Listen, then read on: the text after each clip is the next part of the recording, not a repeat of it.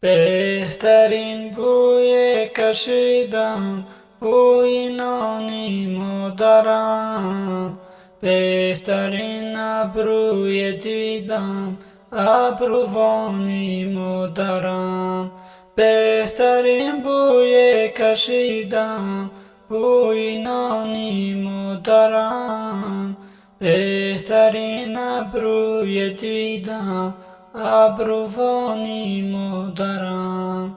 نرم تر از دستی مادر من ندیدم در جهان، بهترین مرهم برایم دستکانی مادرم.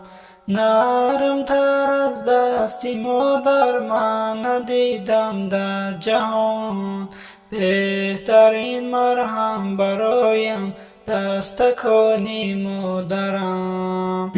قلمم راست بایست، واژه ها گوش و فرمان قلم. همگی نظم بگیرید، مؤدب باشید، صاحب شعر عزیزی است به نام مادر. در گوناگون فصلی سال دیدم هزار زیبایی ها، لیک دوری خوشترینم در مکانی مادرم.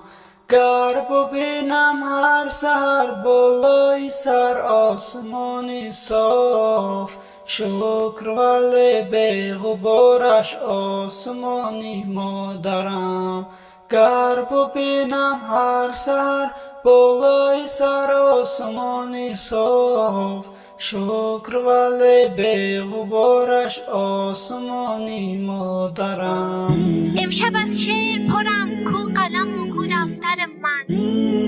آنقدر وسوسه دارم بنویسم که نگو، تک و تنها و غریبم. تو کجایی مادر؟ آنقدر حسرت دیدار تو دارم که نگو. بهترین گنج دیدم قیمت از مادر نشد، بدترین روزی حیاتم این خزانی مادرم. من بجز کسب وفایی بدی او چیزی ندیدم، پس صمیمی های دنیا تا زمانی مادرم. من بجز کسب وفایی بدی او چیزی ندیدم، پس صمیمی های دنیا تا زمانی مادرم. آنقدر بی تو در این شهر غریبم که نگو. مادر ای یاد تو آرامش من، امشب از کوچه دلتنگی من میگذری. جان من زود بیا، بغلم کن مادر. سوز جانی مادرم بود دانه های اشک من، بهترین آرامی جانم زانو های مادرم. مهربانی جان فشانی بود شعاری قلبی او، بغلم کن مادر.